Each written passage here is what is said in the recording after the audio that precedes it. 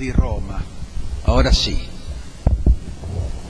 De modo que los directores somos tres: la profesora Díaz Alabar, Silvia Díaz Alabar, de la Universidad Complutense de Madrid, el profesor Enrico Gabrieli de Tor Vergata di Roma, y yo, que me tocó por razones geográficas ser el coordinador, porque la editorial La Ley era la división latinoamericana de Thomson Reuters la que decidió editarlo.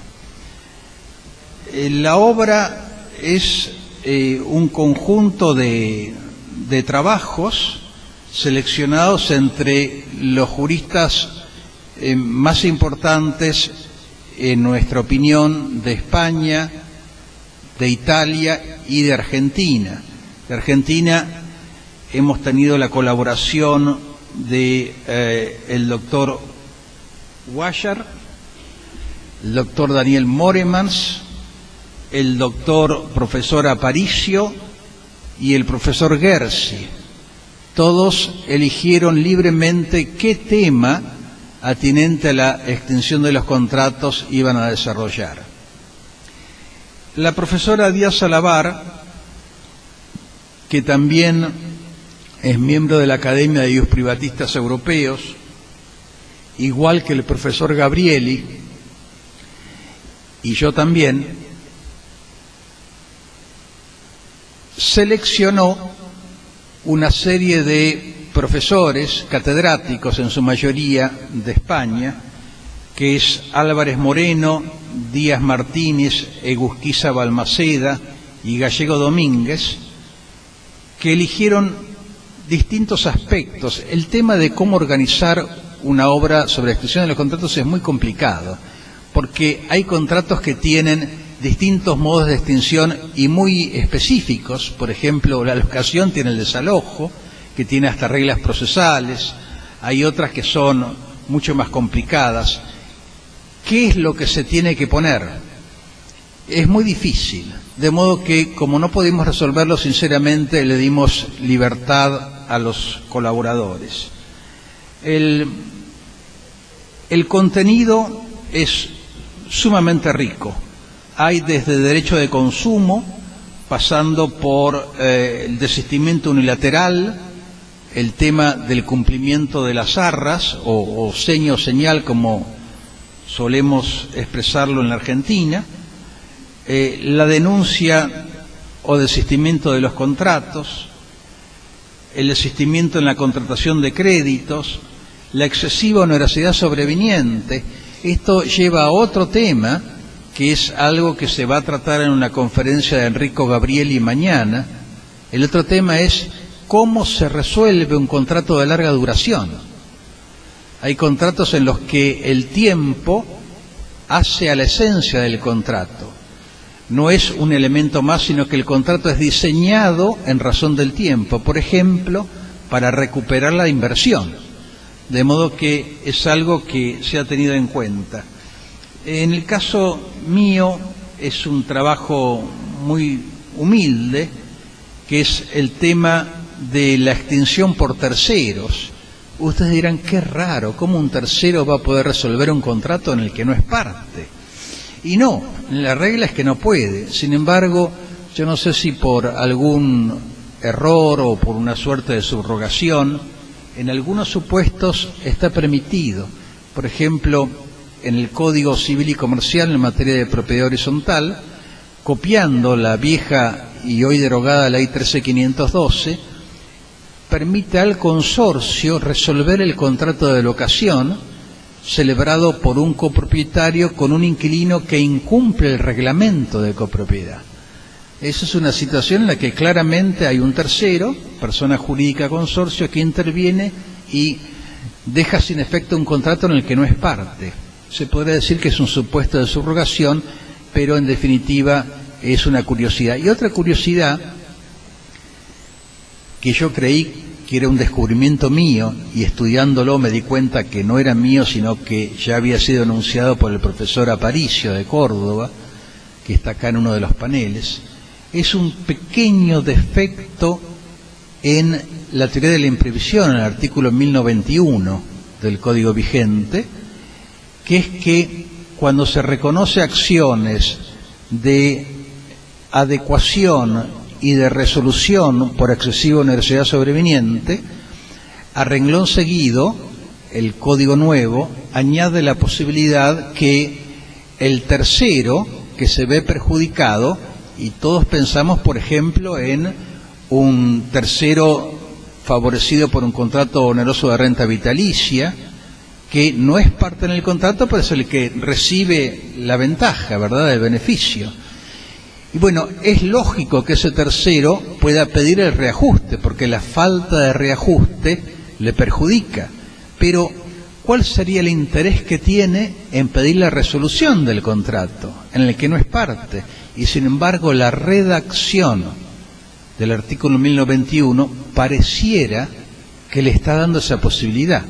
Eso sería, de ser cierto, de estar en los correctos, el profesor Aparicio, que me ganó, se anticipó, y yo también, que lo descubrí por otro lado, sería un defecto del código que habría que tratar de adecuar, por lo menos por vía de doctrina.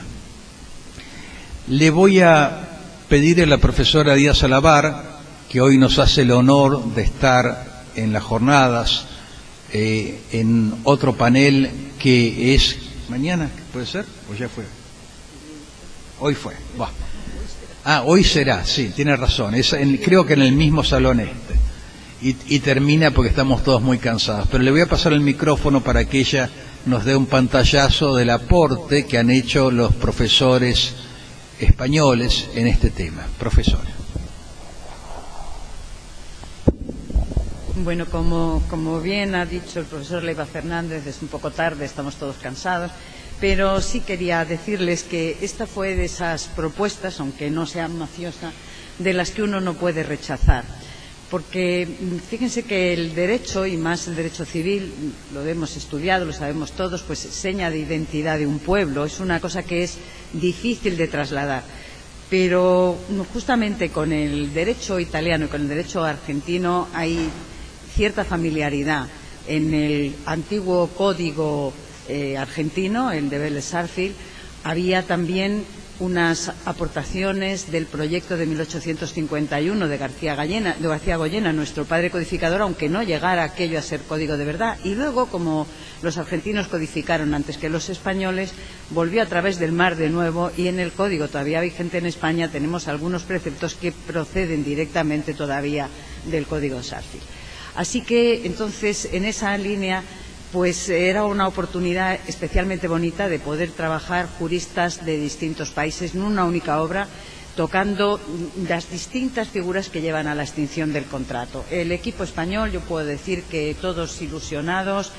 Yo fui la que asigné los temas, eso tengo que reconocerlo, no les dejé escoger, pero luego después ya, digamos, entre ellos, para evitar duplicidades, tal, y ha sido una obra, pues, con mucha ilusión puesta. Todos los trabajos que han hecho son profesores, la mayor parte son jóvenes, pero ya de solvencia aprobada, tienen una amplia obra, y yo creo que el que se acerque al libro pues le va a interesar, porque son figuras muy distintas. Ha sido para ellos también un poco reto, porque algunas de las figuras no estaban demasiado tratadas en derecho español, y bueno, pues ha sido, yo creo que el resultado es bueno, y para mí es una gran ilusión cumplida. Así que muchas gracias.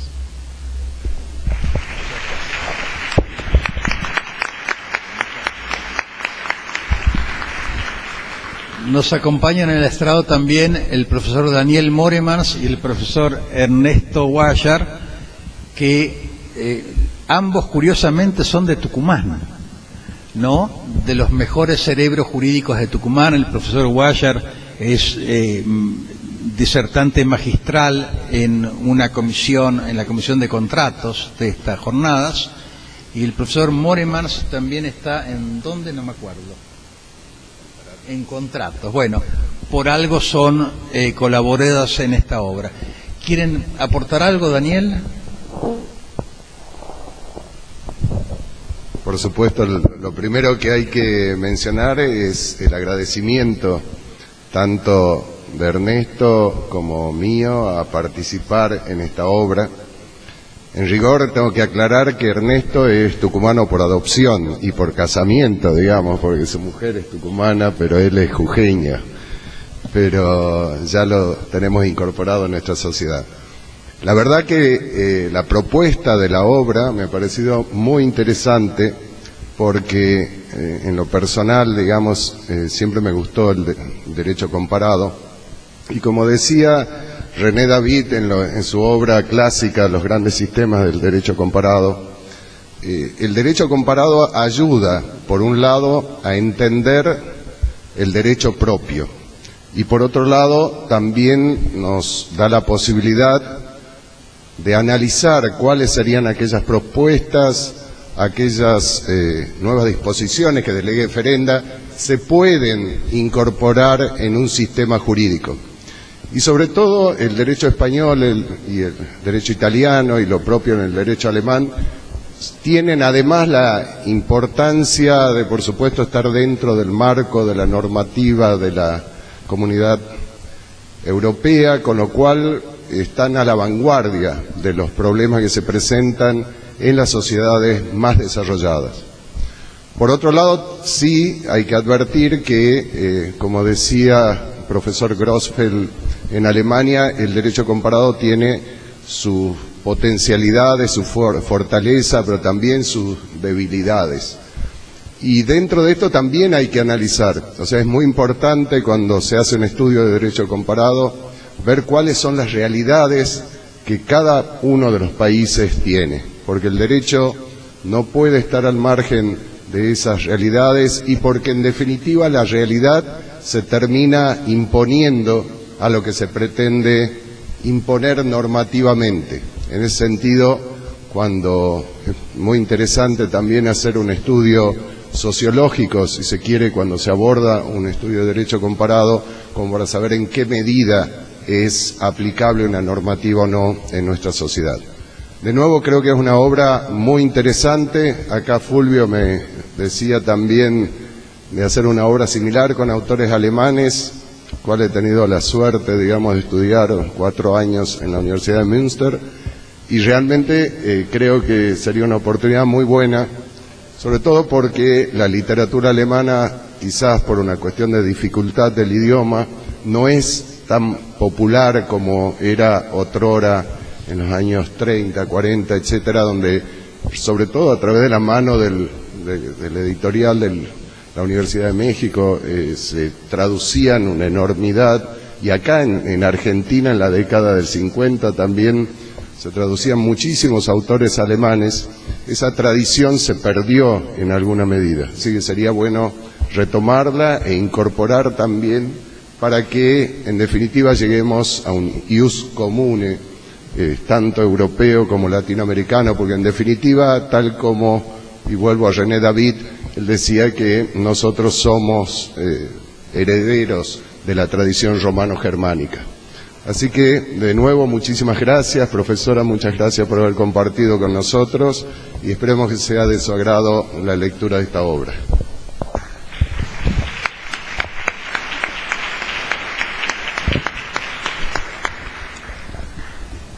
Le damos unos minutos, le pedimos la colaboración al profesor Ernesto Guayar para que haga un aporte sobre el tema.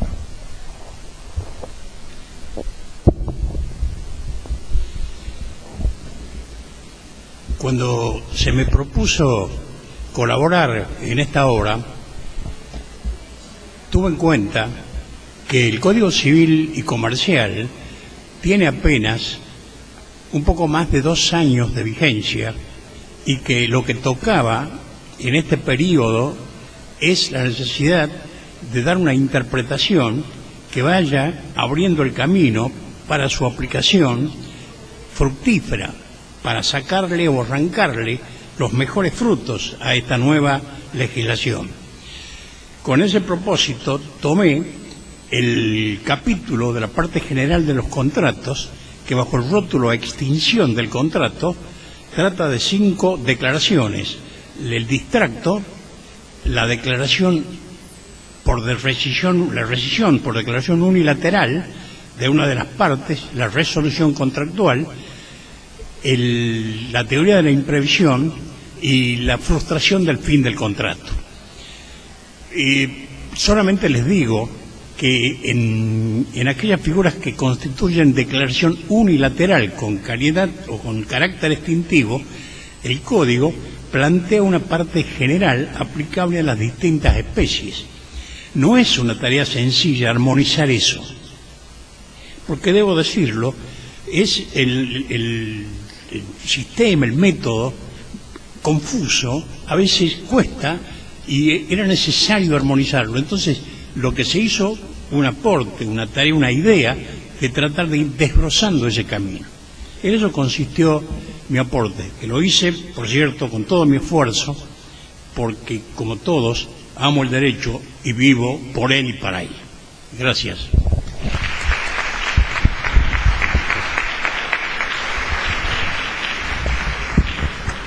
Bueno, muchas gracias por la asistencia. Terminamos este acto y ahora en el mismo salón va a estar la disertación del panel de la profesora Díaz Alabar, el profesor Saux, que está allí afuera, así que le cedemos el lugar. No se vayan.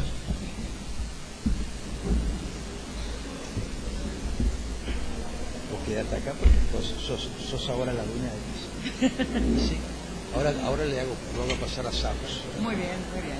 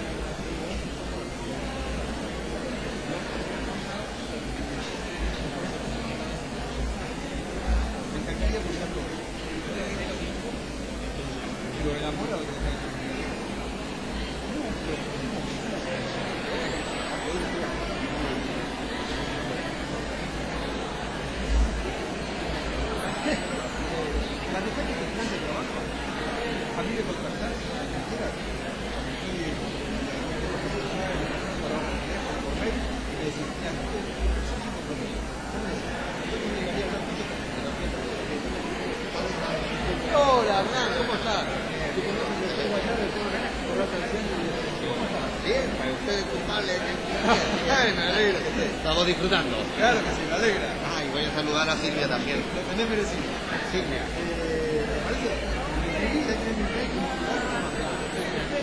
Había visto acá,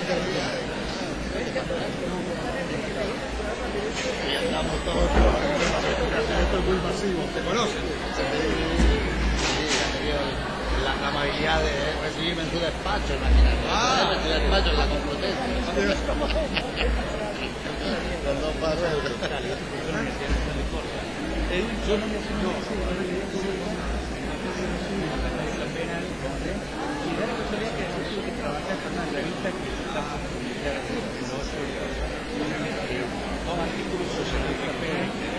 traía, pero es así porque todavía no ha sido publicado, está en prensa. Y uno que ya lo publicó antes. Bueno, ahí aprovecho que trabaja sobre la reforma del Código Belga, creo.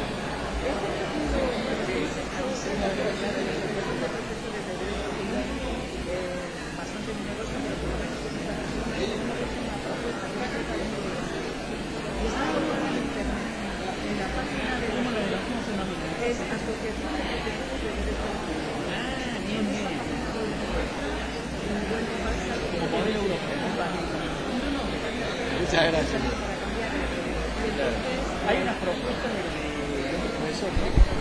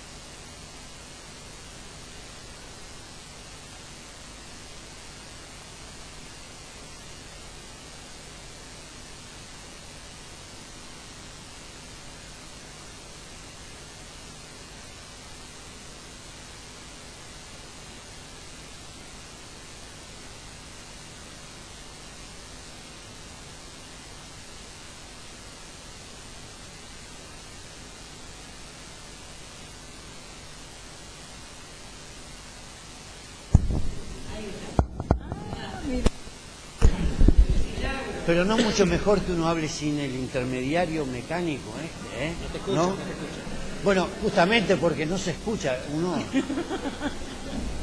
Bueno, le pido disculpas a mis hermanos de vida. Buenas noches para todos. En primer lugar quiero agradecer la magnífica concurrencia que a esta hora tiene esta instancia de estas magnas jornadas nacionales de Derecho Civil de Argentina.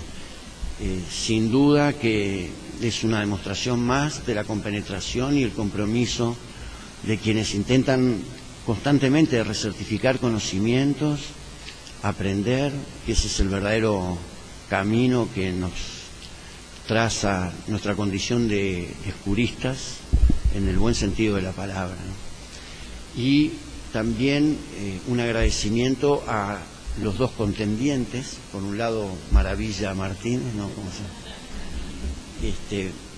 Y a la doctora Díaz Salavar por haber aceptado que yo cumpliera la tarea de dirigir el debate. El gran jurista argentino, a mi entender, Ricardo Guibur, escribió un libro maravilloso que me gustaría que todos lo conociéramos, que se llama Provocaciones en torno al derecho. Y en un momento determinado, en la primera página, él escribe: convencer, vencer con el otro. Y eso me parece una maravillosa síntesis de lo que puede contrarrestar la carga semántica de la palabra debate, porque cuando uno habla de debate siempre tiende a pensar que hay una contrastación de ideas, pero con el afán de persuasión y de ganar. Y acá precisamente se trata de todo lo contrario, de escuchar la exposición de cada uno de estos dos maravillosos juristas en un tema que es verdaderamente apasionante. Va a hablar en primer término la profesora Díaz Salavar, quien, en resumen, porque su currículum, su hoja de vida es muy conocida no solo en España, su país de actuación, sino básicamente en Latinoamérica y en particular en la Argentina. Ha sido invitada muchísimas veces a participar en las jornadas nacionales de Derecho Civil de Argentina. La profesora Díaz Salavar es la catedrática icónica de la Universidad, de la Facultad de Derecho de la Universidad Complutense de la maravillosa ciudad de Madrid. Y a mi lado está también el profesor Edgardo Saus. Me permito, con la admisión de parte de ustedes, decir que es un hermano de vida, y juntamente con el profesor Enrique Müller de la Universidad Nacional del Litoral, tan entrañable, y para mí es un desafío y un honor también presentarlo. El profesor Saus es catedrático de la Facultad de Ciencias Jurídicas de la Universidad Nacional del Litoral y fue un conspicuo camarista en su ciudad, Santa Fe. Así que vamos a darle la palabra sobre este tema que es realmente importante, sobre todo para Latinoamérica, porque el Código Civil argentino, como ustedes lo saben, ha adoptado una posición de admitir la progresividad con relación al tema de la capacidad, tradicionalmente considerado en términos absolutos. Ser capaz o ser incapaz, si algún segmento implicaba la posibilidad de generar algún tipo de anulación de la limitación de la capacidad, pero con la conceptualización de la capacidad restringida para los casos que en España y en Argentina se permiten, el tema es realmente interesante. Profesora, un honor compartir con usted y le cedemos la palabra y gracias que está el micrófono habilitado. Muchas gracias. Me van a permitir que, parte de agradecer la posibilidad de estar aquí hoy con ustedes, como ya llevamos mucha tralla, que decimos nosotros, pues voy a empezar contándoles simplemente un cuento que no tiene que ver con la ponencia, pero un poco, como se dice, para refrescar. Saben que había un conferenciante que era muy pesado. Él preparaba todas sus conferencias muy bien, pero era tan pesado que cuando llevaba ya un rato no sabía acabar, la gente se iba levantando y se iba. Y él quedaba frustrado y lo pasaba muy mal. Y entonces una vez, en un arrebato, se compró un arma y fue con la pistola y la cartera. Y empezó, como siempre, a contar y no acababa. Y la gente se iba levantando, se iba levantando, se iba levantando y ya quedó uno solo. Y ese uno solo al final se levantó y el otro sacó la pistola y le dijo: oiga, ¿dónde va usted? Dijo: no, mire, me voy porque no puedo más. Hombre, es que siempre me pasa. Y dice: bueno, ¿cuánto le queda? Dice: 25 minutos. Y el otro contesta: dispare. Esperemos.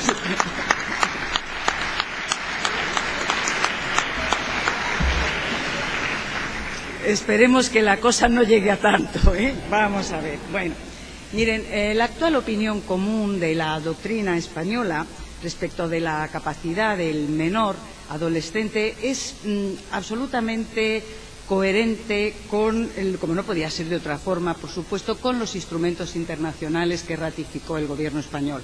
Por una parte, con la Carta de Derechos del Niño de la Unión Europea y luego, de la Carta de Derechos del Niño de la ONU y luego después con la de la Unión Europea. Tienen el mismo nombre, solamente que una es del 89 y otra es del año 92.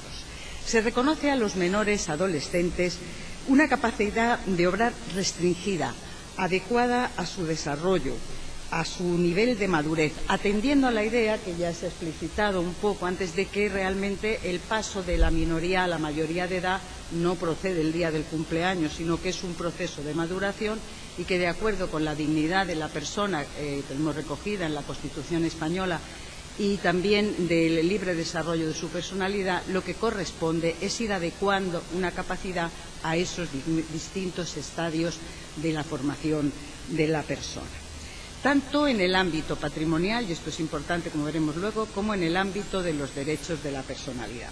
Esta mayor autonomía del menor estaba reconocida ya en derechos históricos españoles, estaba y sigue estando, porque tanto en el derecho navarro como en el derecho aragonés, que es un poco el paradigmático, los mayores de 14 años se les reconoce una capacidad a veces necesitada de un apoyo o ayuda de las personas que tienen que ocuparse de ellos, pero esa está ya presente, ¿no? En la reforma del Código Civil, una importante reforma en 1981, la Ley 13 de mayo, ahí se da un nuevo texto al artículo 162 del Código Civil.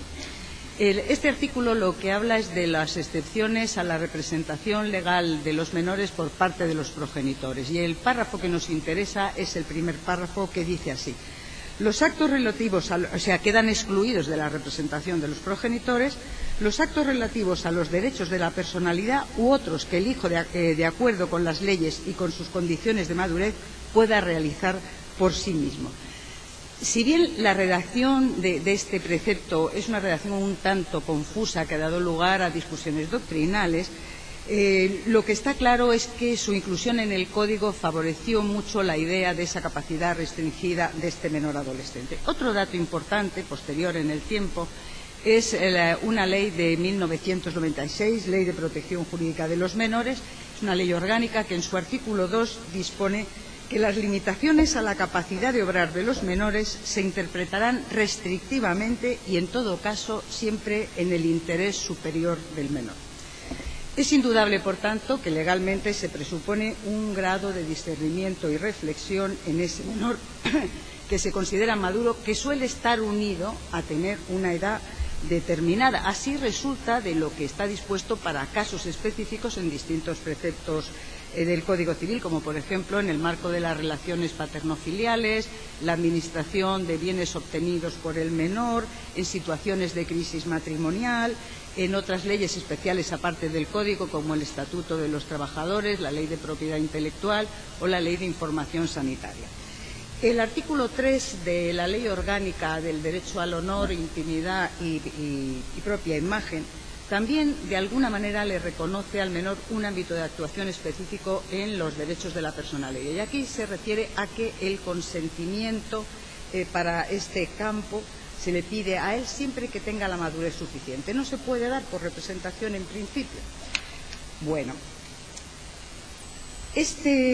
hay dos grandes cuestiones. Una vez que tenemos planteada esta idea, a mí se me plantean unas cuestiones esenciales, que creo que son un poco la base, porque la idea está clara, creo que estamos todos de acuerdo, pero ahora esas cuestiones son las que producen el problema.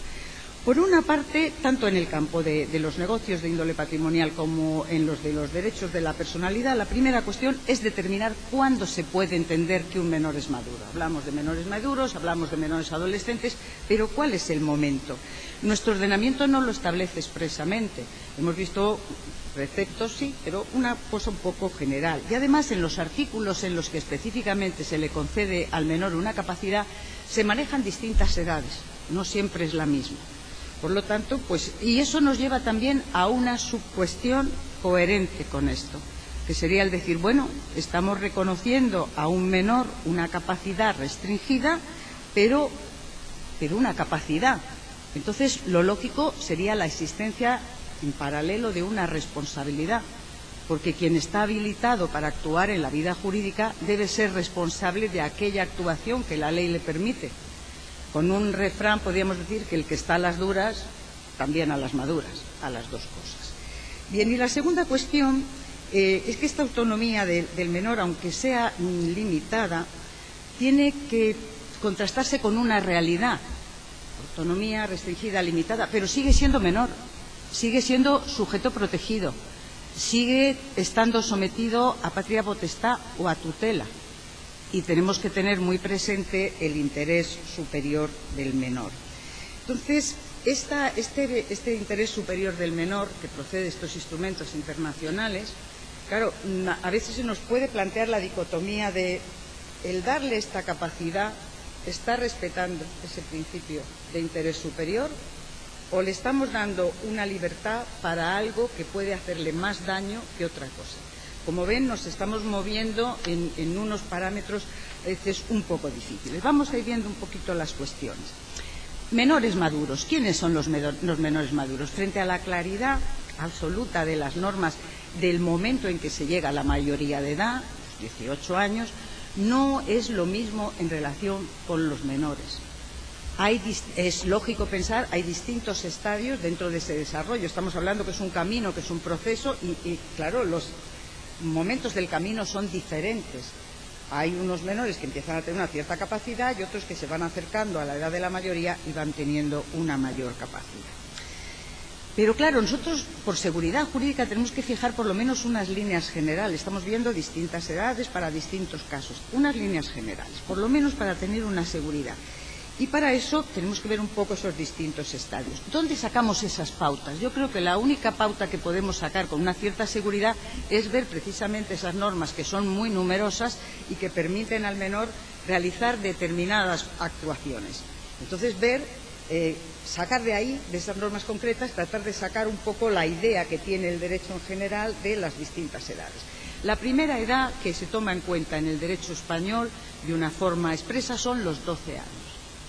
12 años que justo, bueno, aunque ahora también, fíjense, esto es otro tema, que es tema médico, la pubertad va cada vez más abajo, pero eso es el cuerpo.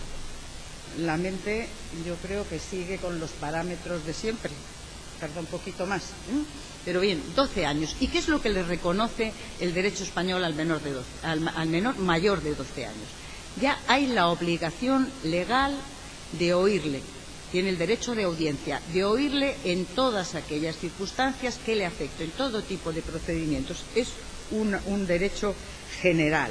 Entonces, bueno, pues eso es una cosa importante ya para tomar en cuenta, porque las edades, es verdad que no todos los autores piensan lo mismo. Hay algunos autores que piensan que, sobre todo en los derechos de la personalidad, no puede ser un criterio cronológico, sino que tiene que irse caso por caso.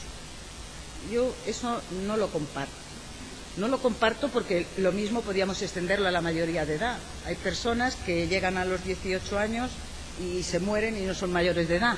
Y otros que a lo mejor por circunstancias de la vida les ha obligado, con menos de 18 años podrían ser considerados mayores de edad. Hay que buscar, yo creo, un criterio de edad porque es el criterio objetivo y el criterio que aporta seguridad jurídica.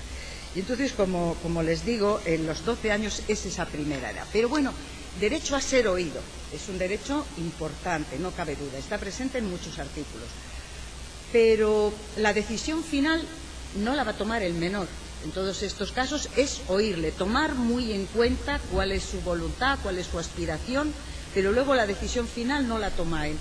La van a tomar sus padres o la va a tomar el juez, pero él no, simplemente es oírle. Luego después hay unos supuestos en los que el consentimiento del menor es esencial y lo tiene a partir de los 12 años, pero son unos supuestos muy particulares que afectan a la vida diaria y a la persona del menor tan directamente que es lógico pensarlo. Por ejemplo, para ser adoptado.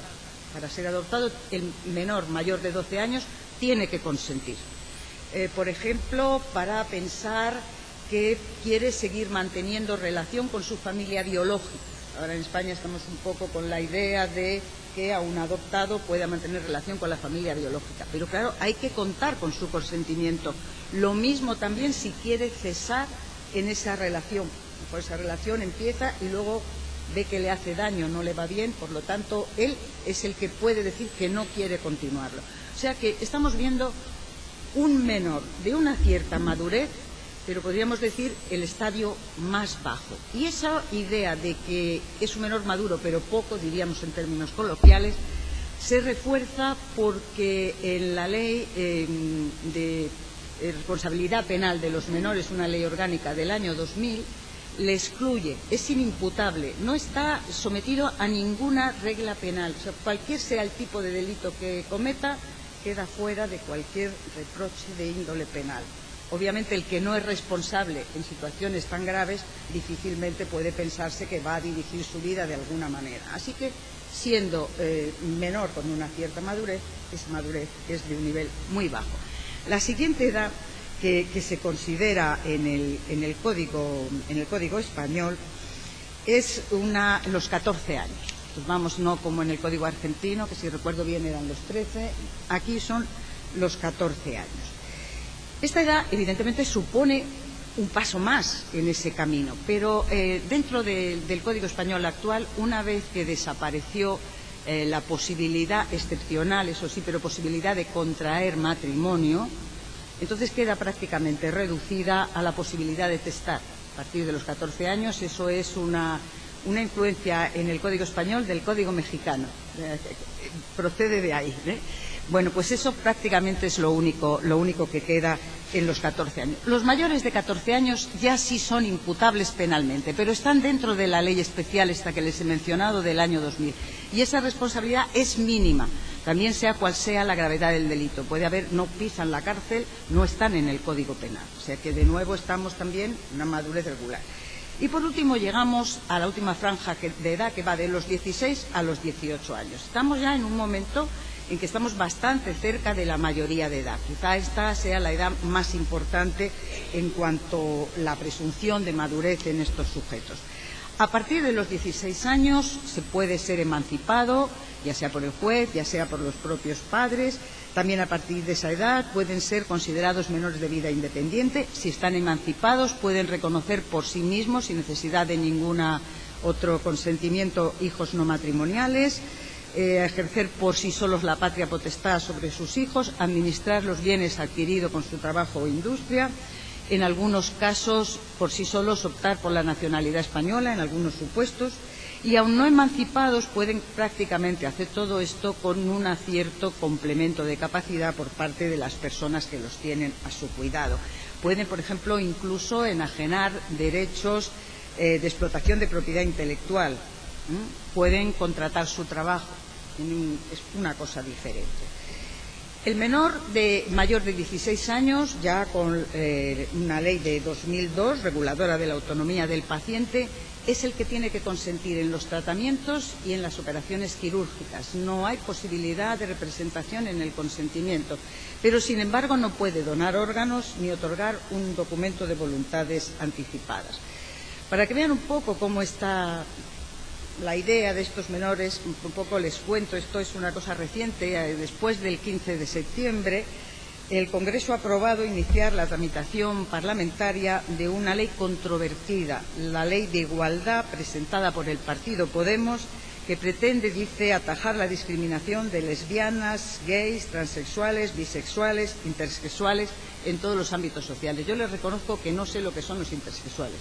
Lo demás sí he llegado ya a conocer, pero esto no. Sí.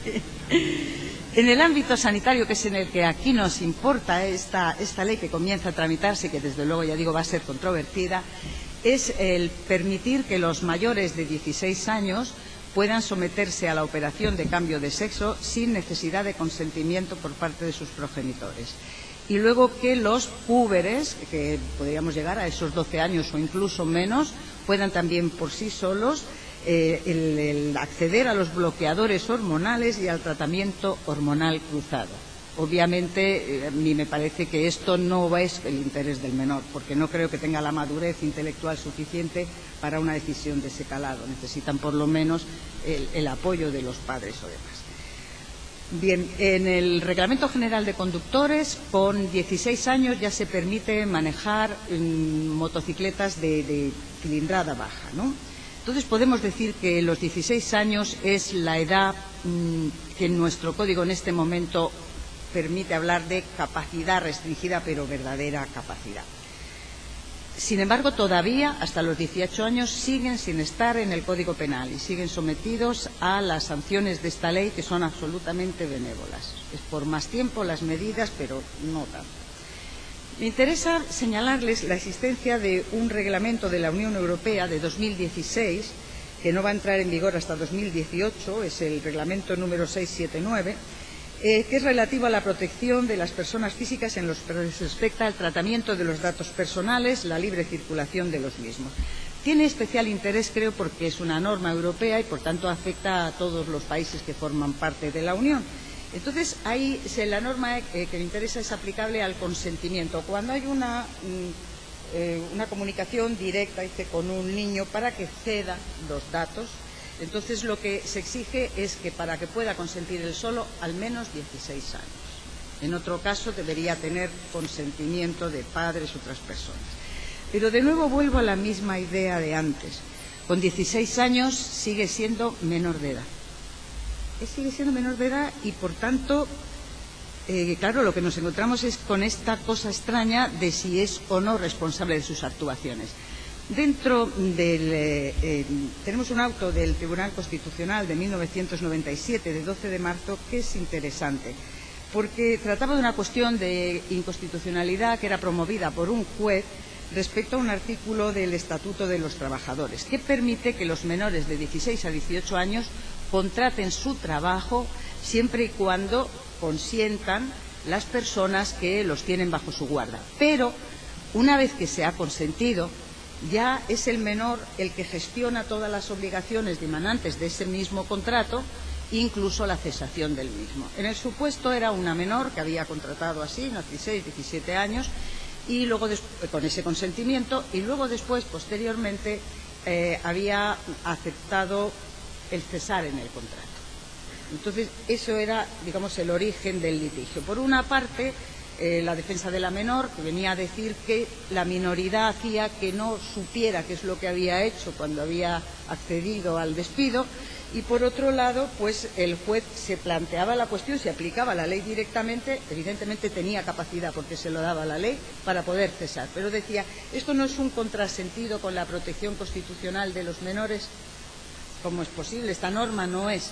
Pero el Constitucional le responde, yo creo que le responde bien, en esa idea de si uno tiene capacidad, tiene que tener responsabilidad. Y dice, no, mire, no es en absoluto inconstitucional. Lo único que sucede, y lo digo literal como dice, lo que hace este artículo es expresar la existencia de situaciones jurídicas intermedias de capacidad limitada. Ya en el año 97 señalaba esto. Bien, ahora me voy a hacer una alusión un poquito breve, pero es que me parece que es interesante. Es una situación muy llamativa la que se encuentra el menor español que estamos viendo, Maduro, en relación con la responsabilidad civil. Al menor se le permite tomar decisiones que tradicionalmente se conferían a sus representantes legales. Por tanto, se restringe el poder de los padres en la vida del menor. Este es un proceso que hemos llevado a cabo en España y que quizá no muy oportunamente podríamos decir que ha culminado cuando se ha eliminado la facultad de corrección de los padres con respecto de los hijos, ¿no? Pues si se reconoce esa autonomía decisoria del menor en su ámbito personal y se limita la intervención paterna, parece que lo lógico y coherente fuera que ese menor fuera responsable de los daños que ha causado. No es así. En el artículo 1903 del Código Civil responden los padres y los tribunales lo aplican así. y una responsabilidad que es por culpa de otro, porque uno responde del otro, se aplica con un cierto matiz de responsabilidad objetiva y todavía se dificulta más la posición de los padres con una inversión de la carga de la prueba. Hay algún escasísimo supuesto en los que se ha condenado al menor. Vamos a ver, son dos sentencias breves. Una es una sentencia de 8 de marzo de 2002. Es un grupo de adolescentes, están jugando al balón con un balón de cuero en el paseo marítimo de un pueblo costero. En un momento dado, uno de ellos propina un balonazo de tal calibre que a una niña que está sentada en un banco, el golpe del balón le priva de la visión en un ojo. El Tribunal Supremo analizó en este caso la imputabilidad del menor causante del daño, que tenía 17 años, y consideró que había actuado negligentemente, ya que, dadas las circunstancias, era fácil prever la posibilidad de causar el daño y que, por las características del juego y el empleo de un balón duro, y por tanto era previsible y era fácil poner remedio a esa actuación. Por otra parte, otra sentencia, esta es de Audiencia Provincial de Málaga, de 8 de enero de 2008, y considera imputable civilmente a un menor de 16 años que trabajaba para el equipo de limpieza en el Palacio de Exposiciones y Congresos de su ciudad. Y durante la jornada laboral sale corriendo, había un grupo de personas paradas en lo alto de una escalera, al salir corriendo golpea a una de las personas, la persona pierde el equilibrio, cae rodando por la escalera y tiene problemas. Entonces, cuando llega al tribunal, en primera instancia, dicen que no se puede condenar al menor, pero la audiencia lo reconsidera y dice que sí. Es un menor que estaba trabajando, tenía un contrato de trabajo que gestionaba él. Y lo que hace es exonerar a los padres, algo que es totalmente inusual en la jurisprudencia española, pero condena simultáneamente al menor y a la empresa de limpieza que lo tenía contratado. Bien, es cierto, se adivina ahí, que claro está, lo que está es el principio pro damnato. Los menores generalmente no suelen tener un patrimonio, difícilmente va a responder, pero yo creo que hay que hacerse una consideración esencial. Si tenemos una sociedad que está dispuesto a que un menor de esta edad gestione su vida como quiera, esa misma sociedad tiene que admitir los inconvenientes que supone dar esa capacidad previamente. No se puede colocar la responsabilidad ni a los padres ni a otras personas. Hay que aceptarla, ¿sí? Entonces no puede ser de otra forma. Bien, vamos a ver un poco algo sobre el difícil equilibrio entre esa autonomía de la voluntad del menor, esa capacidad y la circunstancia de que son todavía menores. Tenemos unas últimas modificaciones muy recientes de una ley de protección a la infancia y a la adolescencia de 2015 y ha modificado 2 artículos del Código. No suponen una gran novedad en tanto en cuanto la doctrina ya iba en esa línea hace tiempo. Yo creo que uno de los temas que vamos a ver, uno de los pioneros seguramente pues fue José Luis Lacruz. Pero bueno, el caso es que hacía falta que lo que era una opinión doctrinaria se convirtiera en un precepto. Y entonces uno de esos preceptos afecta al ámbito patrimonial y el otro afecta al ámbito puramente económico.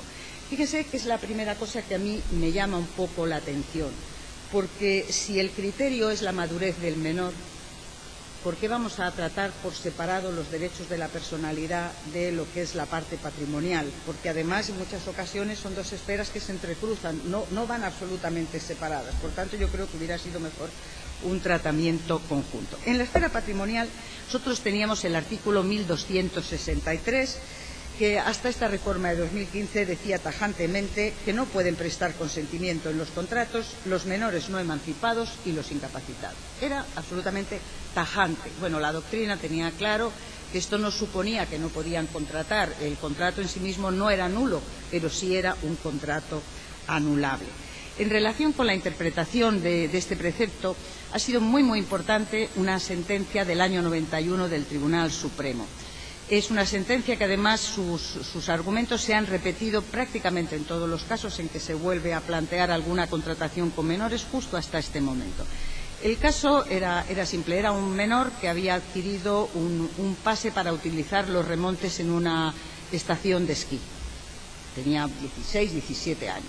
Y en los remontes, en el momento que está utilizando, el cable de tracción falla, se suelta, le golpea y le causa unas lesiones importantes. Entonces, a la hora de reclamar los daños, la empresa que controlaba los remontes dice no hay contrato.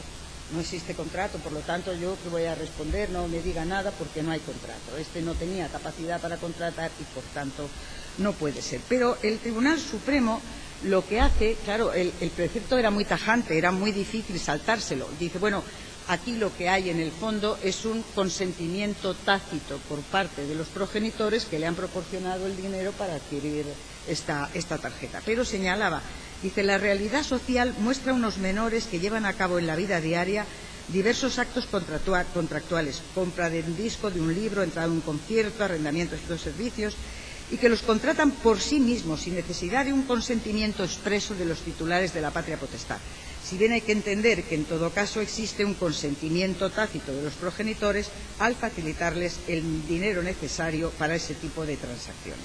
Y además señala que en todo caso ese menor puede sanar el contrato más adelante al llegar a la mayoría de edad. Pero bueno, esta es la parte importante.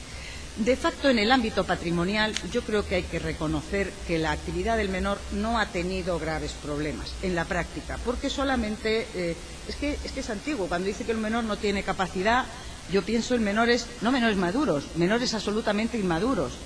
Van a una confitería y se compran una palmera, se compran un bollo. ¿Ese contrato no es válido? Claro que es válido. Tiene capacidad para eso y dinero para hacerlo. Nadie se le ocurriría decir que no es un contrato que vale. Además, el bollo se lo come rápido.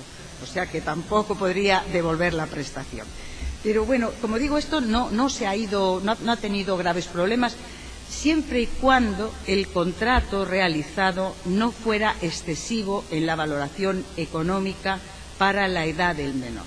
Entonces, ahí hemos tenido alguna sentencia, por ejemplo, tenemos son de audiencias provinciales, y no han llegado al Supremo, uno de Santa Cruz de Tenerife, de 30 de marzo de 2007, anulable un contrato de compra de una motocicleta de un menor de 16 años por 1.290 euros.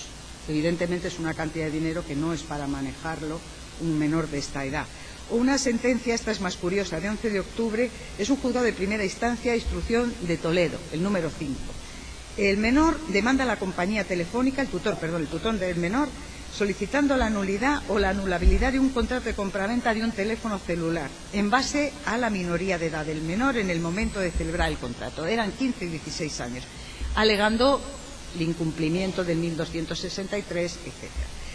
Además, se solicitó una indemnización de 12.000 euros por los daños morales sufridos por el menor al haber accedido con el teléfono a páginas web de contenido sexual mediante la aplicación WhatsApp, que yo desconozco. Primero pensé que era el WhatsApp, digo, no puede ser, porque esto no tiene, pero bueno, WhatsApp, en el teléfono adquirido. El contrato se anula, pero no se le concede la indemnización solicitada.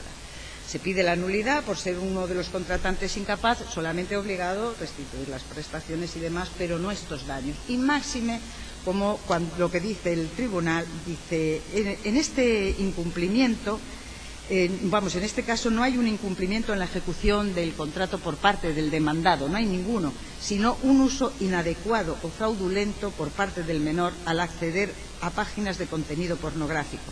Y por tanto no ha lugar a la indemnización. Y yo diría algo más, y falta de vigilancia del tutor, porque se compró el teléfono y no fue al día siguiente. Entonces, cuando protesta, quizás es un poco tarde. Bueno, la nueva redacción del 1263 es acorde con esta idea de capacidad obrar del menor y también con la realidad de la situación. Y ahora dice, no pueden prestar consentimiento los menores no emancipados, pero añade lo que es esencial, salvo en aquellos contratos que las leyes les permitan realizar por sí mismos o con asistencia de sus representantes y los relativos a bienes y servicios de la vida corriente propios de su edad de conformidad con los usos sociales.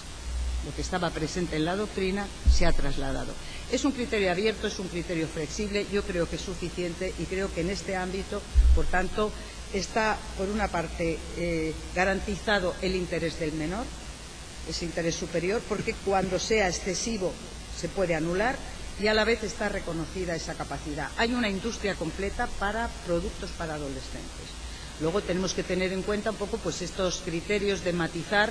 El menor gana dinero por sí mismo, el menor no gana nada, la familia tiene un alto nivel económico o no lo tiene, pero yo creo que el problema ha desaparecido y es correcto. En cambio, en el ámbito de los derechos de la personalidad, aquí tenemos el problema, Recuerden que habíamos visto este artículo 162 que decía de una forma un poco genérica como si el menor fuera el que siempre tuviera, incluso sin ser maduro, siempre tuviera que consentir en este ámbito. Ese texto tan genérico hubiera sido aceptable, es del año 81, o sea, de hace tiempo, si luego la Ley de Protección al Honor, Intimidad, Propia Imagen y demás hubiera matizado y hubiera explicado algo más.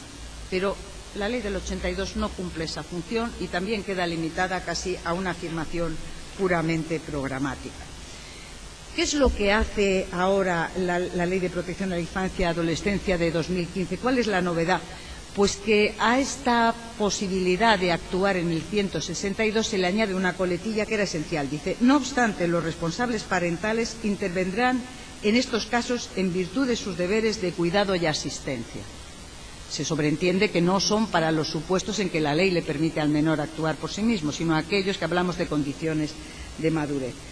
La reforma viene a aclarar algo que había un poco una controversia doctrinaria en distintos sectores españoles. Había algunos autores que decían que aquí en el ámbito de los derechos de la personalidad no tenía sentido no permitir actuar al menor. Dice, porque, vamos a ver, si se le reconoce una capacidad de actuación, no tiene sentido que luego la opinión de un tercero, aunque sea su padre, aunque sea el juez, aunque sea quien sea, pueda decidir lo que es mejor para él. Si tiene capacidad, él tiene capacidad para decidir.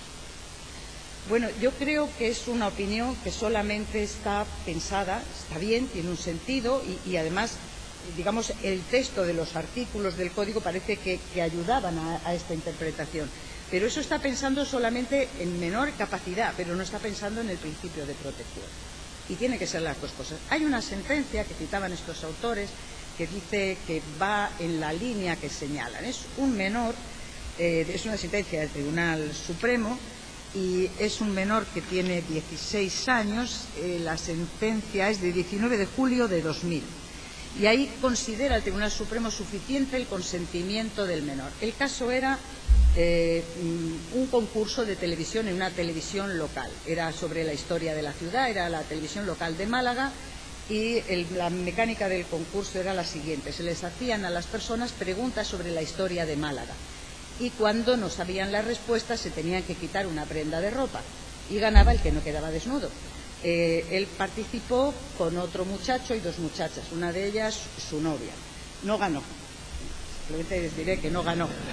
Sí. Y el padre entonces es el que demanda y dice que ha habido un atentado contra el honor de su hijo por haber permitido que concursara y demás. Esa es la demanda del padre. Y el tribunal le contesta que no, que el hijo dio un consentimiento claro y que el participar en ese tipo de concurso con el alto contenido sexual que tenía era una cosa admitida, que tenía suficiente capacidad y además señala, dice, participó con su novia.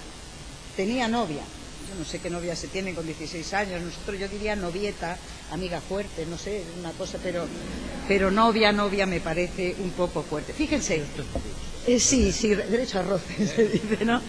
Bueno, pero fíjense que esta sentencia no me sirve porque está tratando de un caso, entiendo, al padre, pero no es un caso en que le vaya la vida al menor, no es un caso fundamental. Si esto mismo lo ponemos pensando en un tratamiento, en decidir someterse a un tratamiento o no decidir, ¿no creen que el interés superior del menor hubiera obligado al tribunal a planteárselo de otra manera? Pues bueno, eso es lo que yo pienso. En nuestra ley, esta de 2002, reguladora de la autonomía del paciente, queda claro que los menores de mayores de 16 años, aunque no estén emancipados, ellos son los que consienten. Y se sobreentiende que tienen capacidad para comprender el alcance de estas situaciones. Hasta el momento que hemos visto de la reforma en que habla de la posibilidad de que los padres intervengan siquiera para decir algo, algunos autores ni lo contemplaban. Sí lo contempla la ley para supuestos de gravedad, una operación grave, una operación de vida o muerte, entonces sí lo contemplaba. Y algún autor decía, no tiene sentido, porque el menor es el que decide, la ley lo dice, ¿para qué le preguntan al padre? Pues al padre le preguntan para algo, digo yo, porque el problema es cuando divergen las opiniones de padre e hijo. No voy a decir que la opinión del padre pase por encima del hijo, pero creo que la opinión del padre es importante y que en un supuesto así, en un tema grave de salud, corresponde tomar la decisión final no tanto al menor de 16 años, de un menor mayor de 16 años, sino que será uno de los supuestos que yo creo que tiene que ser el juez el que vea y balancee un poco los intereses de un otro. Por supuesto, tomando muy en cuenta y tomando muy en consideración lo del menor, pero hemos tenido en España, no sé si aquí en Argentina ha habido también problemas con las transfusiones de sangre de los testigos de Jehová. Y claro, es difícil posicionarse. Hay algún autor, no recuerdo el nombre ahora, lo leí en una revista electrónica, en Indret, y lo que venía a decir, mire, esto no es tomar postura por unos ni por otros, es porque hay un interés, digamos, que trasciende, porque el interés de la vida es fundamental, y aunque una persona adulta, mayor de edad, pueda tomarlo incluso perdiendo la vida, entendemos que para un menor es un bien tan grande, porque sin ese bien no tiene uno otros bienes, que ahí sí que sería lógico pedir ese consentimiento. Bien, por tanto, yo creo que esta sería la solución cuando divergen las dos opiniones. Bien. Quizá lo que queda un poco por decir simplemente es eso, que en el ámbito económico está resuelto, yo creo, en el ámbito de derechos de la personalidad creo que no, y que debería abordarse conjuntamente, que debería haber un criterio de edad, porque es el único seguro, un criterio cronológico. Y luego después, en situaciones de especial gravedad, contar con el asentimiento de progenitores, incluso si es imposible, porque es diferencia de opinión, pues el juez es el que decide. Y luego, como propuesta, una propuesta un poco, digamos ya con la alegría, que es eliminar la emancipación. Es decir, que los mayores de 16 años son menores maduros y, por lo tanto, la emancipación no sirve. La emancipación, en teoría, es una institución, digamos, con gran raigambre, pero la realidad, en la práctica española, lo único que se utiliza es para cuando hay que vender bienes inmuebles de una persona menor de edad y, por tanto, para evitarse las cortapisas legales, pues entonces se le emancipa y se vende sin tanto problema. Muchísimas gracias por su atención, más a estas horas.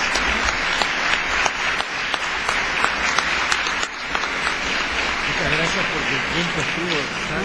Me alegro. Es que no quería leer y el leer sí te sirve para saber el tiempo. Claro. No, muy bien. Bueno, le agradecemos a la profesora Díaz Alabart la posición tan claramente expuesta, que incluye una serie de conclusiones que les pido por favor que tengamos en nuestra memoria, para cotejarlas un poco con las que eventualmente puedan surgir de la exposición que va a hacer a continuación el profesor Edgardo Saus de la Universidad Nacional del Litoral. Muchas gracias, Arturo, muy buenas noches a todos. Realmente no es un formalismo decir que me siento singularmente honrado de compartir este estrado con la profesora Díaz Alabart y con mi hermano de vida, como lo ha calificado Arturo con tanta precisión y tanta veracidad. No siempre dice la verdad, pero en eso la dijo. Tengo la capacidad restringida para decir. Tengo el revólver que relató la profesora Díaz Alabart con 2 cargadores, o sea, 18 balas. Pero lo que he considerado, viéndola ahora, es que son balas de fogueo, o sea, son para asustarlos, no vamos a matar a nadie, no. Realmente, como siempre, ha sido un gusto escucharla a la profesora y además contrastar un poco la realidad normativa y jurisprudencial española con la argentina vigente a partir de la vigencia, perdón, la reiteración, vigente desde la sanción, la puesta en vigencia del Código Civil y Comercial de la Nación de agosto del 2015. El tema que nos convoca en el panel, en realidad es personas con capacidad restringida y capacidad de los menores adolescentes, lo cual es un tema muy grande para un panel a esta hora. Se lo dije a Lucho Leiva, además de agradecerle el honor de que me siente acá, pero lo anticipo porque voy a pedir disculpas en el tratamiento muy escueto, muy esquemático, por consideración a ustedes y al horario, de un tema que realmente es una de las innovaciones más importantes que el Código Civil y Comercial argentino ha convocado en su parte general, ¿no?, en el régimen de las personas humanas.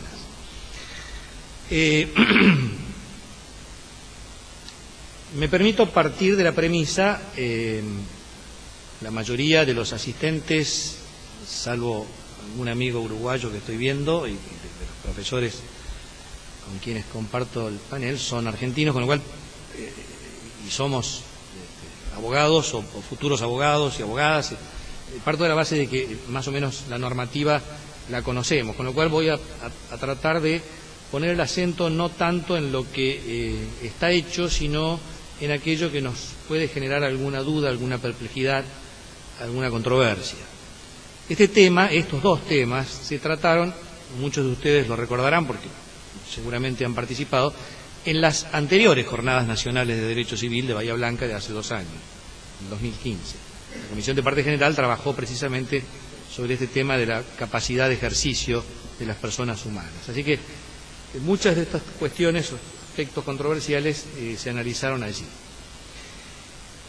Respecto primero de las personas con capacidad restringida, yo creo que no hay dudas de que es la incorporación más relevante del nuevo régimen de capacidad de ejercicio de las personas humanas, de acuerdo al Código Civil y Comercial de la Nación. Y es, de algún modo, la que también ha generado y está generando mayor jurisprudencia. Supone un cambio copernicano con el régimen del Código de Vélez-Sarsfield, con ese sistema de cartabones, de capacidad, incapacidad, menor adulto, menor mayor. Esto es un régimen abierto, es un régimen, como decía la profesora Díaz Alabart, en relación al sistema normativo español, adecuado a la normativa convencional, internacional, tuitiva del régimen de la minoría. Las personas con capacidad restringida en el nuevo código involucran un universo cuantitativo enorme. Con solo contrastarlo con el diseño que el código hace de las personas a quienes las priva de capacidad de ejercicio, que son un caso absolutamente extremo, son personas que están en situación de imposibilidad absoluta de interactuar con otras, todo lo otro queda o cabe dentro de este marco de las personas con capacidad restringida, ¿no? Tenemos aquí supuestos específicos como eran los inhabilitados en el régimen anterior por disminución de sus facultades, los adictos, incluso menores, ahora adolescentes que padezcan algún condicionante en discernimiento o volición.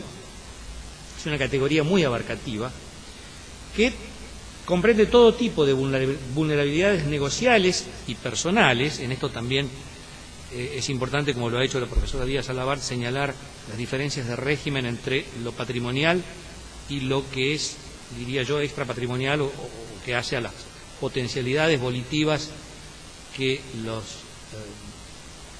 personas con capacidad restringida, y después vemos también los menores adultos, tienen en la actuación que concierne a su propio cuerpo, sobre todo.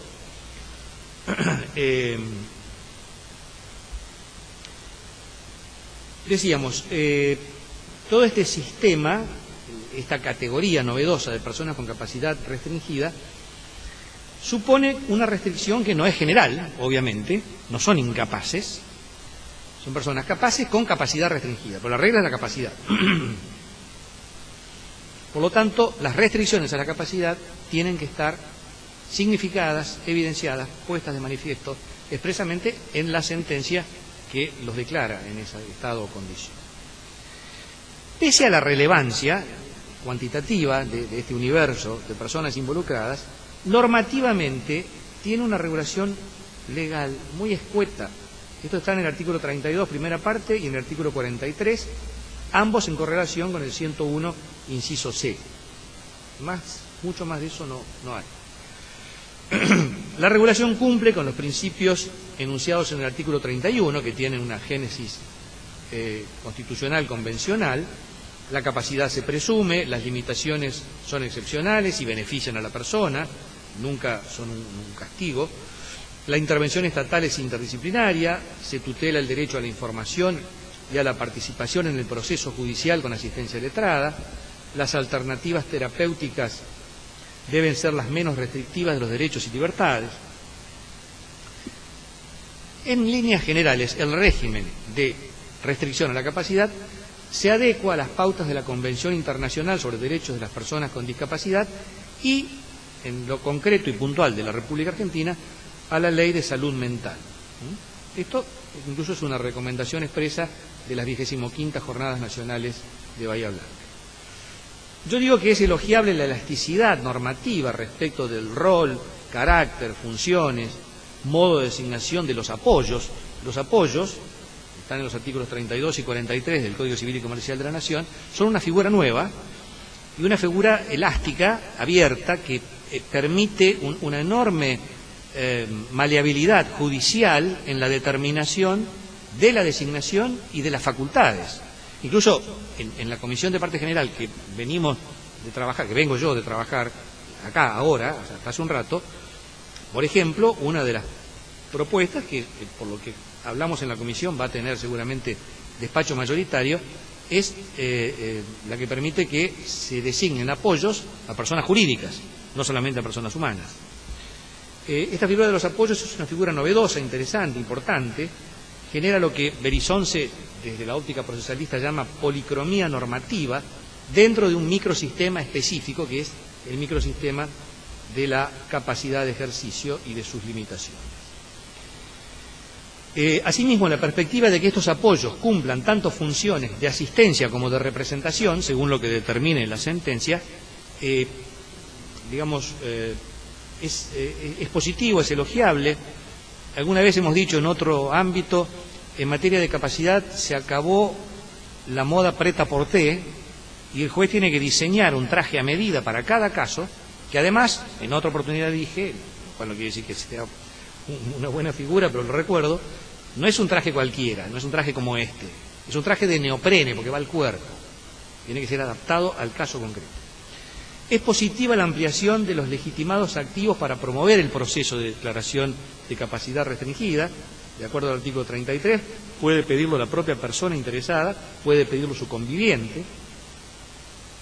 También es positivo la obligación judicial de reconocimiento personal del juez respecto del involucrado, del artículo 35. Vamos a referir después a alguna sentencia que anula un procedimiento judicial en el cual el juez incumple esta obligación de tomar conocimiento personal de la persona involucrada. También el mantenimiento, que ya venía de la ley de salud mental, de la revisión trienal de la sentencia, para que esa sentencia no quede de por vida en declaración de un estatus que puede modificarse, para mejor o para peor. En definitiva, es un sistema abierto, tutelar, protectorio y adecuado al régimen internacional. Esto lo consensuó la comisión que trabajó en las 25ª jornadas. Ahora, no todo es dulce de leche. Hay objeciones y hay críticas. En esto obviamente estoy exponiendo mi opinión personal, no. Por ejemplo, el artículo 32 permite restringir la capacidad a la persona mayor de 13 años, lo que le llama el menor adolescente, 13 a 18, que padece una adicción o alteración mental permanente o prolongada. Ello implica que ese menor adolescente, de acuerdo a este artículo, es como regla capaz, y la sentencia que restringe la capacidad lo que debe decir es lo que no puede hacer. Sin embargo, el artículo 26 y el 101, inciso B, declaran incapaces de ejercicio a los menores de edad no emancipados. Y se es menor de edad no emancipado hasta los 18 años. Disponiendo que son sus representantes legales, sus padres, quienes ejercen la responsabilidad parental. A su vez, el artículo 24, inciso B, del mismo código, dice que son incapaces las personas que no cuentan con edad y grado de madurez suficiente. Ergo, ¿cuál es la regla? ¿La capacidad o la incapacidad? Es un tema relevante. Si son incapaces, se les puede reconocer facultamientos, legales o judiciales.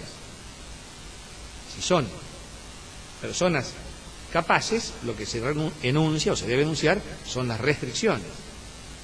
La cosa no queda clara. Yo personalmente creo que son incapaces, los menores de 18 años. Con lo cual, la sentencia que declara la capacidad restringida tiene que tener en cuenta ese estatus básico para identificar cuál es el marco operativo que le atribuye a ese menor. El deber, entre comillas, judicial de ordenar medidas que garanticen los derechos personales y patrimoniales de la persona involucrada en esta declaración de capacidad restringida, según el artículo 34, puede ejercerse de oficio. Se habla de un deber. ¿Este es un proceso dispositivo o es un proceso inquisitivo? Acá tenemos en controversia dos principios. El principio de, digamos, protección o interés de la persona involucrada y, por otro lado, el principio de derecho a la bilateralidad en un proceso judicial. Si el juez de oficio me priva de mi capacidad, aunque sea a nivel cautelar, a mí la cosa no me gusta. Es una inquietud.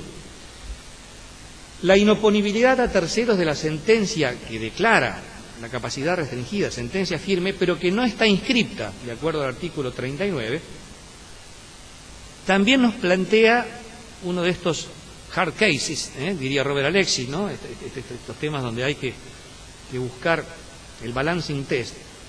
Hay dos intereses en juego, el tercer adquirente de buena fe y el de la persona con capacidad restringida que negoció con ese tercero. De acuerdo al código, pareciera haberse priorizado la seguridad jurídica dinámica por sobre los intereses del sometido al proceso tutelar, porque si la sentencia, aún firme, no está inscripta, no es oponible al tercero. La anulabilidad de los actos anteriores a la inscripción de la sentencia, artículo 45, inciso C, solo por ser gratuitos, hay otras causales, pero la que me produce a mí inquietud es que la mera gratuidad justifique la anulabilidad, lo cual saca la donación, me parece, más allá de las publicidades que hacen los colegios de escribanos de aguerre, que la donación es un instrumento eficaz para... Esta norma me parece que a la donación la hace tremendamente vulnerable, porque la sola gratuidad la pone en condición de vulnerabilidad. Por último, como objeción o, digamos, inquietud vinculada con este tema, aparece el artículo 12 del Código Penal. Esto ha generado jurisprudencia de la Corte Federal, la Corte Nacional. Ustedes recordarán que el artículo 12 del Código Penal tenía y tiene, porque no ha sido modificado, un sistema de reducción de la capacidad civil de ejercicio para los penados a más de 3 años de prisión efectiva, a los cuales se les priva del ejercicio. Se habla de la patria potestad, en el Código Civil ya no es más patria potestad, sino responsabilidad parental, la facultad de disponer por actos entre vivos de sus bienes. La Corte Suprema ha declarado en este año, el 11 de mayo de este año, 2017, causa recurso de hecho deducido por el fiscal general de la Cámara de Casación Penal en la causa G, C y otros sobre robo, la constitucionalidad del artículo 702 del Código Civil y Comercial de la Nación, que fue modificado por una ley de hace un mes atrás, no recuerdo el número, que suspende el ejercicio de la responsabilidad parental por la condena penal. Con lo cual sería constitucional la suspensión en el ejercicio de la responsabilidad parental, que el artículo 12 del Código Penal tiene. Pero nada dice la sentencia de la incapacidad para administrar sus bienes y disponerlos por título gratuito y el sometimiento a curatela, que ese artículo 12 del Código Penal sigue declarando y que es inconciliable con todo este sistema nuevo del Código Civil y Comercial. Ese artículo 12 del Código Penal hay que modificarlo y adecuarlo al Código Civil. ¿Qué ha dicho la jurisprudencia? Bueno, así en términos muy generales, no quiero abusar de su tiempo en esto. Por ejemplo, reiteradamente se ha declarado que el sistema del Código Civil y Comercial sobre incapacidad y restricciones a la capacidad debe aplicarse a los procesos en trámite conforme al Código derogado, incluso revocando sentencias apeladas que resolvieron según el Código anterior. Esto incluso lo ha dicho la Corte Suprema de Justicia de la Nación el 17 de mayo del 2016, causa PBA, publicada en la ley del 17.5 del 16. Hay también fallos de la Cámara Nacional Civil por su sala B, por su sala H. O sea, de acuerdo al sistema del artículo 7 del Código Civil y Comercial de la Nación, que establece el régimen del derecho transitorio, o sea, la aplicabilidad de la nueva ley a los casos que vienen en decurso previo, en materia de capacidad se aplica el Código nuevo, lo cual me parece absolutamente razonable. Se ha dicho también que es nula la sentencia sobre capacidad que se dictó sin la entrevista personal del juez con el interesado que impone el artículo 35 del Código Civil. Es un fallo de la Cámara Primera de Apelaciones en lo Civil y Comercial de San Isidro de este año, el 16 de marzo del 2017. En definitiva, en lo personal yo comparto el criterio del código, digamos, no solamente lo comparto, sino que lo elogio, pero tengo estas objeciones, estas dudas, estas incertezas que comparto con ustedes porque me parece que es el sentido que tiene del tiempo que estoy usando de ustedes, de su paciencia. En segundo término y por último, algún par de reflexiones sobre la capacidad de los menores adolescentes, donde encuentro allí, en lo que nos ha relatado la profesora Díaz Alabart, muchos puntos de conexión, no solamente normativos, sino también conceptuales, en su criterio y en lo que muy modestamente es el mío, frente a realidades normativas diferentes, digamos, ella es española, yo soy argentino, Arturo es uruguayo, pero similares. Los menores adolescentes, como lo recordaba muy bien la profesora Díaz Alabart, son en nuestro código aquellos menores de edad que están entre los 13 y los 18 años. Es una categoría jurídica nueva, en el código anterior eran menores adultos y desde los 14 hasta los 18, ajustada también a las pautas de convencionalidad y obviamente lo mismo se dice en cuanto a que se adecuan a las pautas de convencionalidad el sistema o régimen similar al del derecho español de capacidad progresiva del menor. Estos facultamientos operativos que la ley, a veces directamente, a veces con intervención de otra persona, les confiere, les reconoce a los menores en la medida en que van avanzando en su tiempo cronológico, antes de llegar a la mayoría de edad, en la cual obviamente adquieren la plena capacidad de ejercicio. Me parece que dentro de este sistema que es constitucional, convencional, plausible, hay sin embargo dos ámbitos generadores de controversias y de incertezas que aún bien intencionadas en su génesis requerirían alguna precisión legal, para mí ausente. Uno de ellos es el alcance de las facultades dispositivas de los menores adolescentes sobre su propio cuerpo. Es un tema que trató la doctora Díaz Alabart en la realidad española. En nuestro Código Civil y Comercial esto está en el artículo 26, como ustedes recuerdan muy bien, que tienen en sus 3 párrafos finales una referencia, la cual vamos a recordar muy brevemente, pero que deja ámbitos de inseguridad. Y en segundo lugar, el otro aspecto que me parece controversial en esta cuestión de los menores adolescentes es el concepto de la facultad operativa derivada de la edad y grado de madurez suficiente. Lo decía también la profesora en relación al derecho español. Acá hay un sistema dual, es un sistema legal, digamos, genérico, etario, mezclado o remixado con un sistema de apreciación en el caso concreto por alguien que no es el legislador, que a veces es el juez, pero no siempre, y que nos deja lagunas, que ojalá la jurisprudencia pueda esclarecer. Respecto del primer tema, o sea, el alcance de las facultades dispositivas de los menores adolescentes sobre su propio cuerpo, la cuestión fue abordada en las 15ª Jornadas Nacionales con despachos no coincidentes. Los despachos no fueron coincidentes. El artículo 26, ustedes recordarán, plantea, en el caso de los menores entre 13 y 16 años, dos situaciones. Primero, presume juris tantum, no juris et de jure, que el menor, entre 13 y 16 años, tiene aptitud para decidir por sí, sin requerir consentimiento ni aprobación de nadie, tratamientos, dice el Código, que no resulten invasivos ni comprometan su estado de salud o provoquen grave riesgo en su vida o integridad. Si eso sucediera, o sea, si ese tratamiento tuviera esas singularidades, se requiere la asistencia de sus progenitores y si hay conflicto resuelve el médico teniendo en cuenta el interés superior del menor. En líneas generales, esto lo dijeron las 25ª Jornadas Nacionales, lo dice el profesor Julio Rivera, se opina mayoritariamente que lo relevante no es que el acto médico sea o no invasivo. ¿Qué es eso? Ponerse un piercing, como le gusta al profesor Caumont, es invasivo pero no es riesgoso. Pero hay otros tratamientos que no son invasivos y son mucho más riesgosos. Consumo de ciertas sustancias. ¿Viste que lo sabían?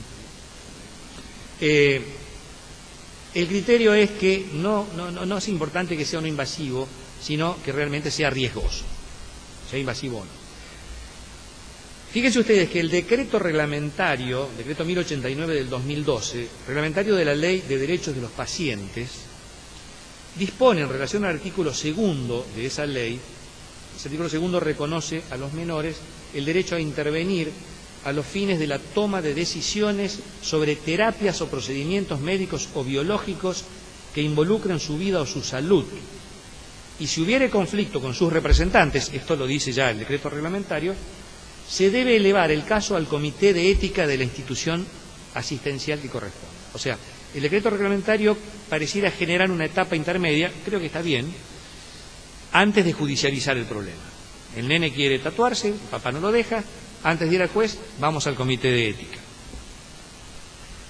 Ahora, a partir de los 16 años, dice el mismo artículo 26 en su último párrafo, se lo considera al menor adolescente adulto para las decisiones atinentes al cuidado de su cuerpo. ¿Qué es esto?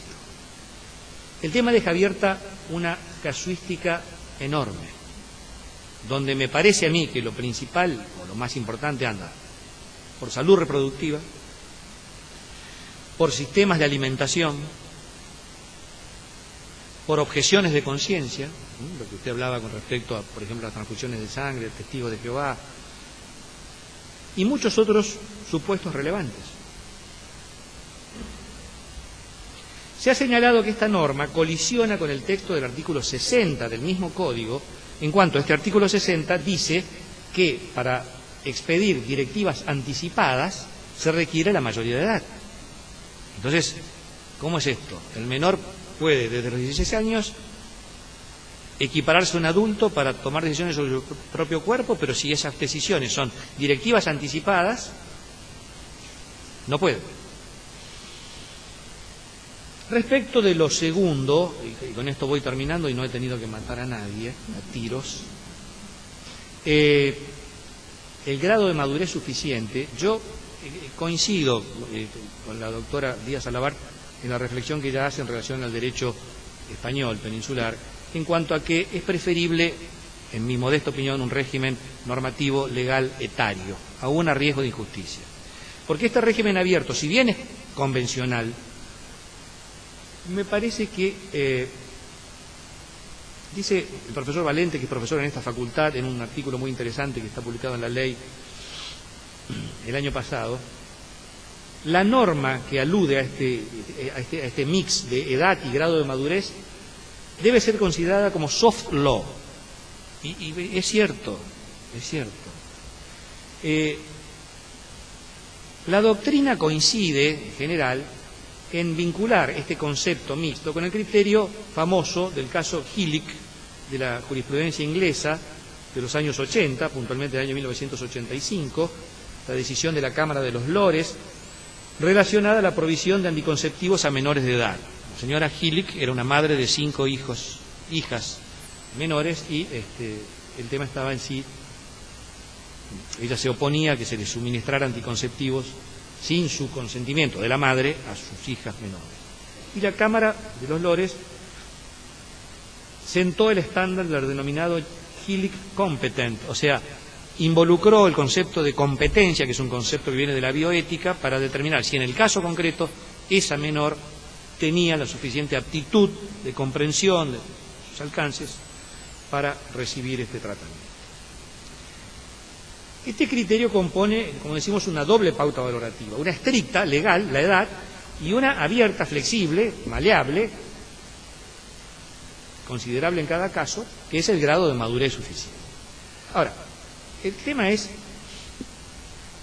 ¿quién determina el grado de madurez suficiente? de acuerdo al código. Yo, digamos, el burro delante para que no se espante, dice el refrán, pero yo he marcado, me he atrevido, les pido, lo voy a leer muy rápido para no aburrirlos, 4 estándares. Me parece que hay 4 niveles. Hay actos que el propio menor puede cumplir por sí mismo sin evaluación externa de ningún tipo. Por ejemplo, puede prescindir del tutor especial para demandar a sus representantes, lo dice el 109, inciso 2. Puede oponerse a su propia adopción, dice el 595, inciso F. Puede ejercer la responsabilidad parental, obviamente si ha concebido, dice el 644. Puede reconocer hijos o estar en juicio criminal o por filiación, que lo involucre, dice el 680. Estamos hablando de menores adolescentes. Puede ejercer su profesión habilitante, dice el 30, sin límite de edad hacia abajo.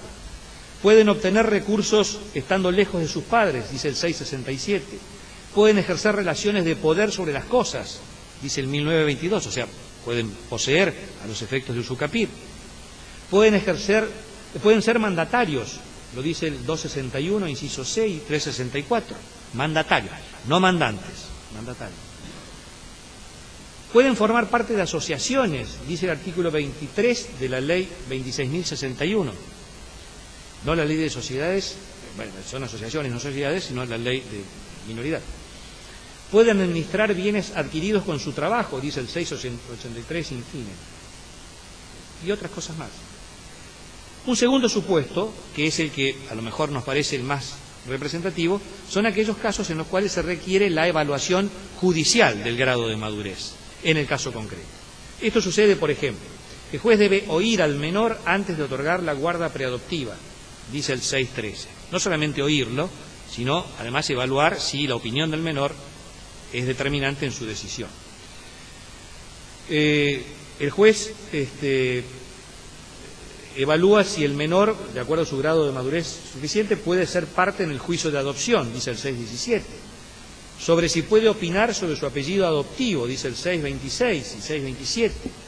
Sobre si puede opinar sobre la responsabilidad parental a la cual él está sometido, o sea, juzgar cómo están ejerciendo sobre él la responsabilidad parental, así digo la patria potestad. Dice el 639, inciso F. El grado de madurez que tenga para demandar a sus padres por prestaciones alimentarias, dice el 661. El grado de madurez suficiente para prescindir del tutor especial en situación de conflicto con sus representantes, dice el 109, inciso A. Eso lo juzga el juez, lo evalúa el juez, porque así lo dice la ley. Hay casos en los cuales esta valoración de la madurez suficiente no la hace el juez, sino que la hacen los propios padres, de acuerdo a lo que dice el Código. Por ejemplo, los padres deben informar a sus hijos los contratos que celebren con terceros a su nombre y en su interés, si ellos tienen el grado de madurez suficiente para entenderlo, dice el 690. Deben escucharlo en relación con la responsabilidad parental que sobre él están ejerciendo los propios padres, lo dice el 639, inciso C. En caso de incumplimiento o disenso sobre ese tema, razonablemente debería habilitarse la revisión judicial.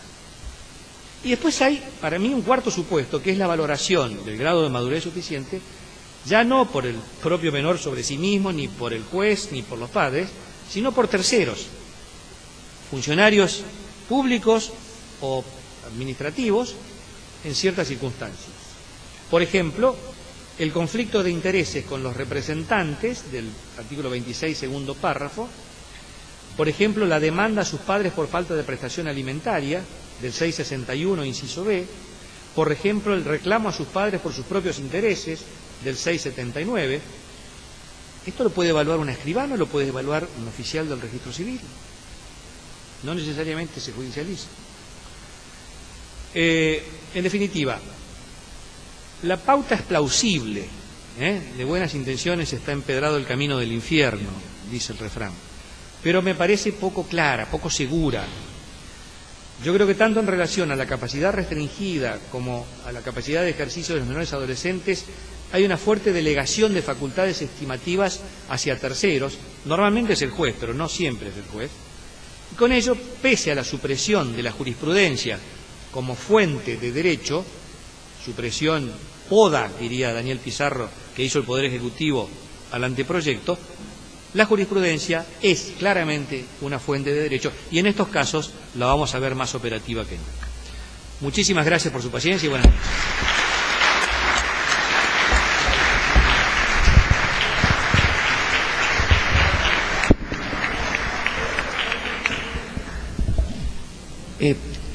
Se abre, si ustedes quieren formular preguntas al respecto, se abre un paréntesis para que las presenten y las planteen.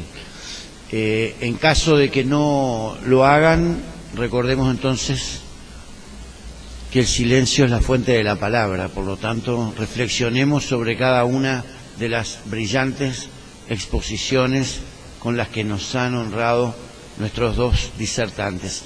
Antes de que se vayan y de que surja algún tipo de conato de utilización del arma esa imaginaria que en cualquier momento se vuelve real, me gustaría, como director del debate, agradecerle a la profesora Díaz Alabar y al profesor Saus, que ambos nos han ilustrado, han hecho un análisis reflexivo, crítico, que es lo que realmente nos predica como juristas.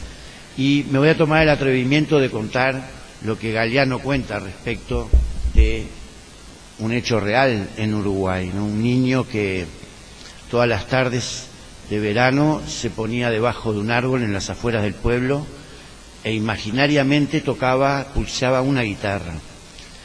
Y conmovido por esa escena, un vecino le regaló una guitarra. Fue hasta él y le dijo que le regalaba una guitarra. El niño lo miró y dijo: qué suerte, ahora tengo dos. Pues bien, ahora nosotros tenemos estos dos maravillosos profesores que nos han honrado con este análisis, con esta reflexión sobre un tema que seguirá dando que hablar. Muchísimas gracias.